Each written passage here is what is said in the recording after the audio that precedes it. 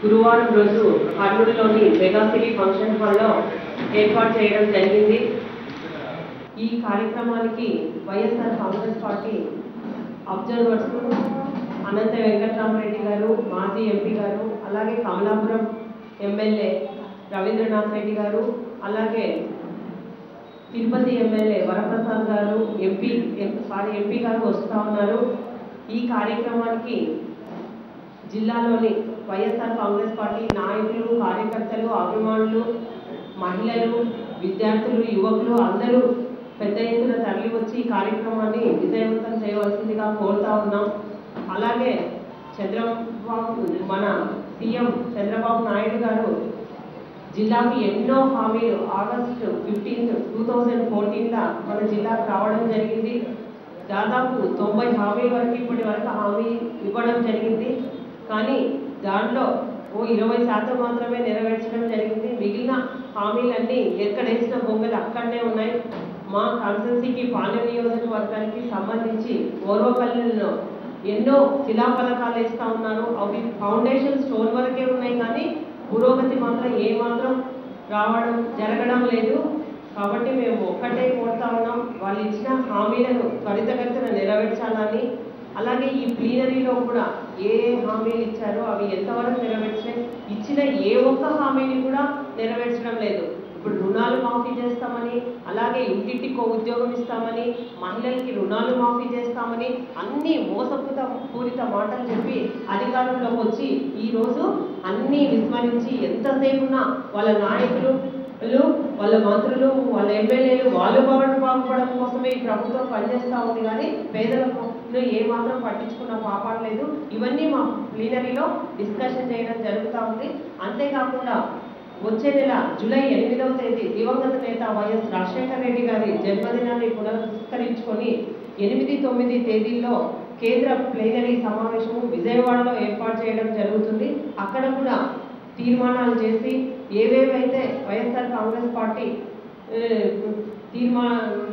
ముందుకు తీసుకెళ్ళాలి, పార్టీని ఎలా ముందుకు తీసుకెళ్ళాలి, అలాగే ఏ హామీలు ఇవ్వాలి అవన్నీ దానిపై చర్చ జరపడం జరుగుతూ ఉంది. కాబట్టి ఈ కార్యక్రమానికి మనకు 22వ తేదీ జరిగే జిల్లా ప్లీనరీ సమావేశానికి పెద్ద ఎత్తున తరలి వచ్చి విజయవంతం చేయవలసిందిగా జిల్లాలోని అందరినీ పేరున వైఎస్ఆర్ కాంగ్రెస్ పార్టీ నాయకులను, కార్యకర్తలను అందరినీ కోరడం జరుగుతుంది. అందరికీ నమస్కారం. ఈరోజు ముఖ్యంగా జిల్లాలో జరగబోయే ప్లీనరీ సమావేశం గురించి జిల్లా కార్యకర్తలకు, నాయకులకు అందరికీ ఆహ్వానం కోసం ఈరోజు మీడియా సమావేశాన్ని జరపడం జరిగింది. గత కొద్ది రోజులుగా మేము నియోజకవర్గాలలో ఫేజ్డ్ మేనర్గా మేము ప్లీనరీస్ జరపడం జరిగింది. నియోజకవర్గాల ప్లీనరీ తర్వాత జిల్లా స్థాయిలో ప్లీనరీస్ జరుపుకొని, జిల్లా స్థాయి ప్లీనరీలో కూడా అదేవిధంగా తీర్మానాలను తీసుకొని రాష్ట్ర స్థాయి ప్లీనరీలో డిస్కస్ చేసి, రాష్ట్ర స్థాయిలో తీసుకున్న తీర్మానాలను ప్రభుత్వం దృష్టికి తీసుకువెళ్ళాలి అనే ఒక అంశం పైన మా రాష్ట్ర అధ్యక్షుడు, మా పార్టీ అధ్యక్షుడు జగన్మోహన్ రెడ్డి గారి ఆదేశాల ప్రకారం ఈ ప్లీనరీస్ని కండక్ట్ చేయడం జరుగుతుంది.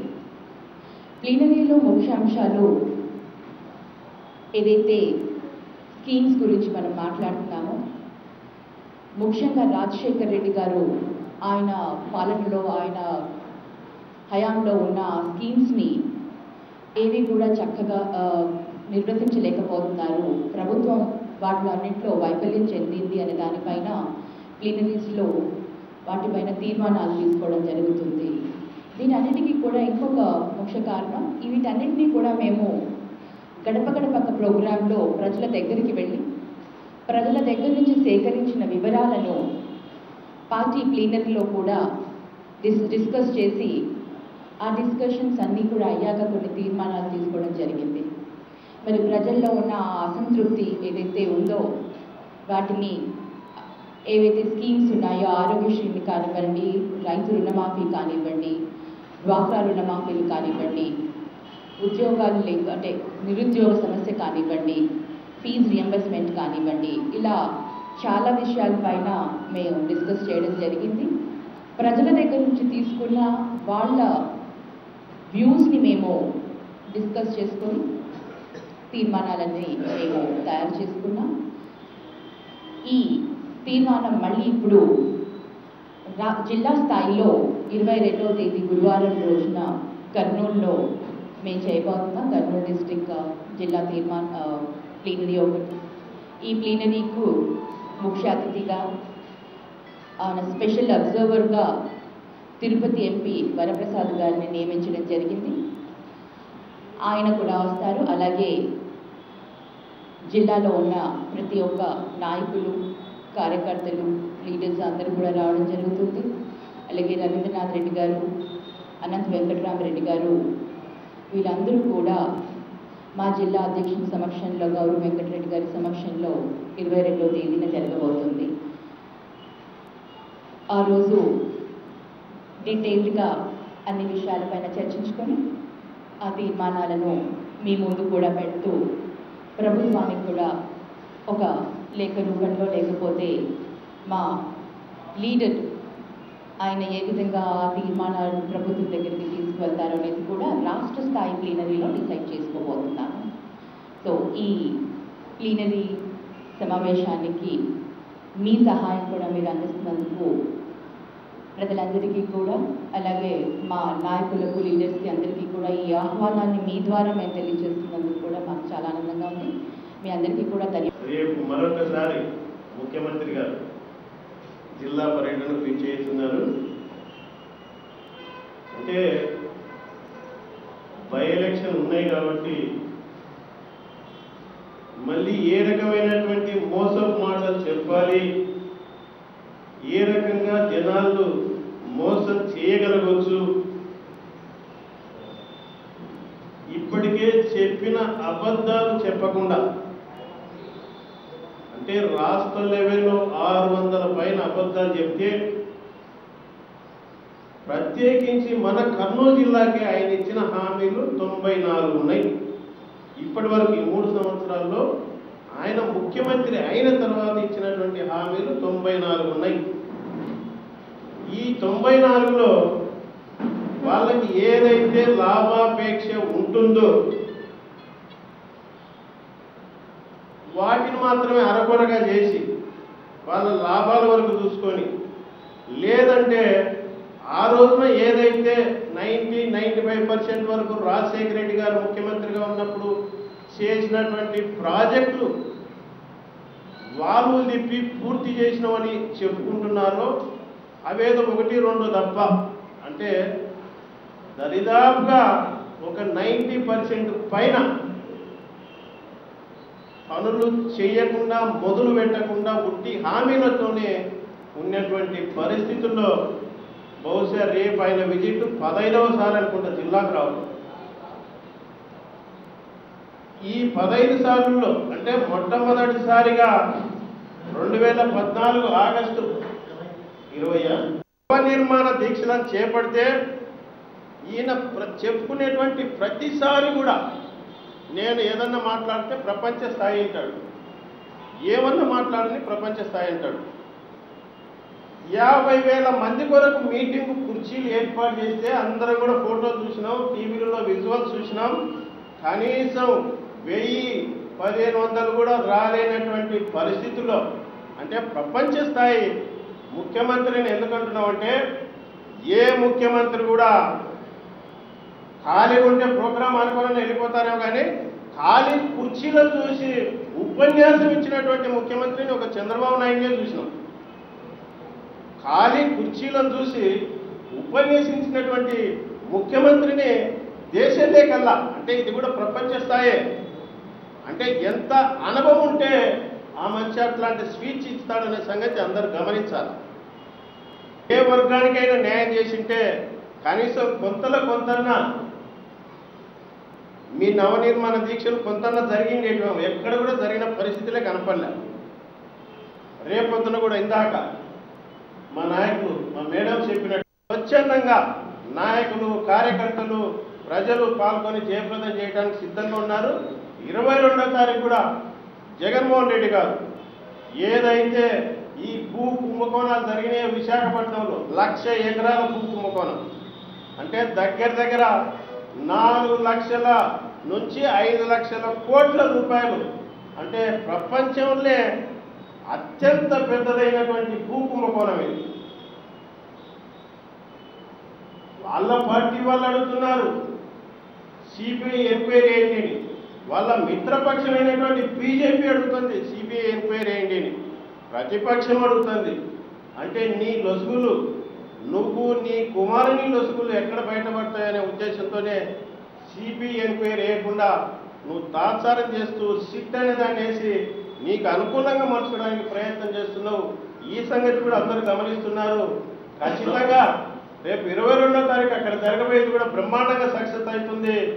మీ మీద ప్రజలు తిరగబడే రోజు కూడా వస్తుందన్న సంగతి తెలియజేస్తూ చంద్రబాబు నాయుడు గారు కర్నూలు జిల్లాకి రావడం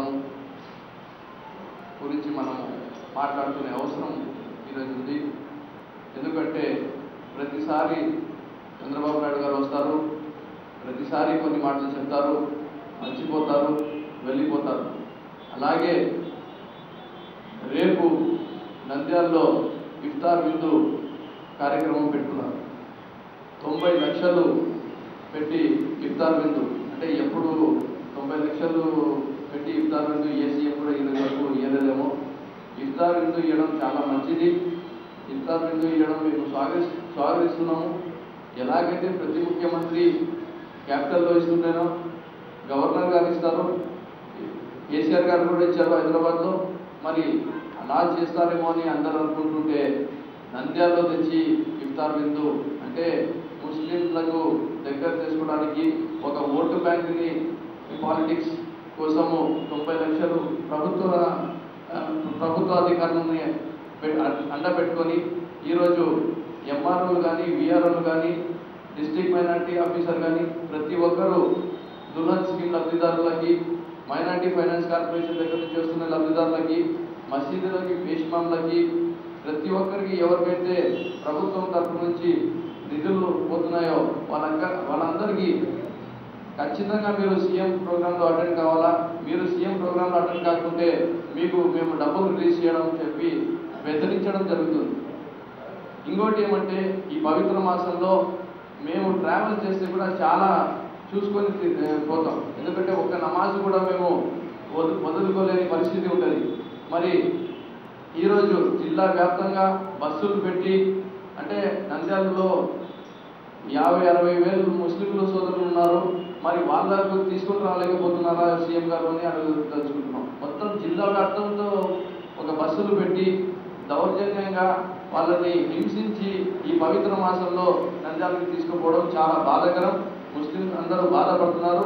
అలాగే మేము గుర్తు చేయాలనుకుంటున్నాం, మీకు నిజంగా చిత్తశుద్ధి ఉంటే, మీరు నిజంగా ముస్లిం సమాజానికి ఏమైనా మంచి చేయాలనుకుంటే మీరు మాకు ఉర్దూ యూనివర్సిటీ కడతానన్నారు, నేషనల్ లెవెల్లో కడతానని చెప్పారు. మరి ఈ రోజు వరకు పని స్టార్ట్ కాలేదు. ఒక హజ్ హౌస్ కావాలా మాకు, ఎందుకంటే మేము ఇక్కడ నుంచి విజయవాడ పోవడం కష్టం, ఇక్కడ నుంచి హైదరాబాద్ ఎయిర్పోర్ట్ దగ్గర అవుతుంది. కానీ మీరు హజ్ హౌస్ ఈరోజు విజయవాడలో కడుతున్నారు, కర్నూలులో కడతానని చెప్పి ఆగస్ట్ 15, 2015లో మీరు హామీ ఇచ్చారు. దాని గురించి మర్చిపోయారు. ఈరోజు ఉర్దూ స్కూల్స్ పరిస్థితి తీసుకుంటే కిటికీలు లేవు, వాకిళ్ళు లేవు, లెక్చరర్స్ లేవు, స్టూడెంట్స్కి కూర్చోడానికి బెంచులు లేవు. మరి అలాంటి పరిస్థితిలో ఉర్దూ స్కూల్స్ ఉన్నాయి. మరి ఇట్లా చెప్పుకుంటూ పోతే ఎన్నో సమస్యలు ఉన్నాయి. ఉపాధి కోసము ప్రతి ఒక్కరూ ముస్లిం యువకులు చూస్తున్నారు. వారి ఉపాధి కల్పన కోసమన్నా ఈ డబ్బులు పెట్టింటే చాలా బాగుండేది. లేదంటే మైక్రో ఫైనాన్స్లో వాళ్ళకి చిన్న వ్యాపారస్తులకు ఇచ్చి వాళ్ళ బిజినెసెస్లో హెల్ప్ చేసితే బాగుండేది. కానీ ఓన్లీ నంద్యాల బై ఎలక్షన్కి పెట్టుకొని మైండ్లో పెట్టుకొని ఏదో చేసేస్తే మాకు ముస్లిం ఓట్లన్నీ పడతాయని చెప్పి చెప్పుకుంటున్నారు. కానీ అది అయ్యే పరిస్థితి కాదు. ఎందుకంటే ప్రతి మనసులో, ముస్లిం మనసులో రాజశేఖర రెడ్డి గారు చోటు చేసుకున్నారు. 20 సంవత్సరాలు పోరాడితే 4% రిజర్వేషన్ ఇచ్చిన ఘనత వైఎస్ రాజశేఖర రెడ్డి గారిది. 9 సంవత్సరాలు సీఎంగా ఉన్నప్పుడు చంద్రబాబు నాయుడు గారు 4% రిజర్వేషన్ ఇవ్వలేదు. మరి ఆ 9 సంవత్సరాల్లో ఎన్ని వందలాది సార్లు ధర్నాలు చేసినారో మీరందరూ హిస్టరీలో పోయి చూసుకుంటే ప్రతి పత్రికలో అవన్నీ సంఘటనలు కనపడతాయి. మరి ఇవన్నీ చూస్తుంటే ప్రతిసారి జిమ్మింగ్ చేస్తున్నారు కానీ రియల్గా ఏదో ఒకటి మంచిది చేయడం లేదు. మరి చిత్తశుద్ధితో మంచిది చేస్తే ప్రతి ఒక్కరూ మెచ్చుకుంటారు. ఈ జిమ్మికులు చేయడం మానేయాలని చెప్పి ఇదో పలుకుతున్నాం. Thank you. ఇంకో ముఖ్యమైన అంశం ఏమంటే ప్రతి ఒక్కరూ ఆలోచించేది రాజ్యాధికారం కావాలని చెప్పి మరి లాస్ట్ టైం 2014 ఎలక్షన్లో ఒక్క ఎమ్మెల్యే సీట్ కూడా ఇవ్వకపోని పరిస్థితి చంద్రబాబు నాయుడు గారు. రాష్ట్రంలో ఎప్పుడు జరగలేదు. ఎన్టీ రామారావు గారు ఉన్నప్పుడు కూడా జరగలేదు. సిట్టింగ్ ఎమ్మెల్యే అబ్దుల్ గనీ హిందూపూర్లో ఉంటే ఆయన సీటు కూడా తీసుకొని బాలకృష్ణ గారికి ఇచ్చారు. మరి చాలా సమయం తీసుకున్న తర్వాత 2.5 సంవత్సరాల తర్వాత ఒక ఎమ్మెల్సీ ఇచ్చారు. ఈ రోజు వరకు మినిస్టర్ మైనార్టీ తరఫు నుంచి ఒక మినిస్టర్ లేరు. ఈ రోజు వరకు వక్ఫ్ బోర్డ్ చైర్మన్ లేరు. ఉర్దూ అకాడమీ లేదు. ఎక్కడ ఇక్కడ వక్ఫ్ బోర్డ్ కమిషనరేట్ కావాలని అడుగుతున్నారు. వక్ఫ్ బోర్డ్కి కమిషనరేట్ లేదు. అంటే రాజ్యాధికారంగా ఏదైతే రాజ్యాంగబద్ధంగా మీరు ఏదైతే మాకు హక్కులు ఇవ్వాలో అదేం ఇవ్వడం లేదు. కానీ ఇఫ్తార్ విందు మాత్రము బై ఎలక్షన్ కోసం ఇస్తున్నారు. చాలా దురుద్దేశం ఇది. మీరు ఇప్పుడైనా మీ పద్ధతిని మార్చుకొని చిత్తశుద్ధి తెచ్చుకోవాలని చెప్పి కోరుకుంటున్నాం.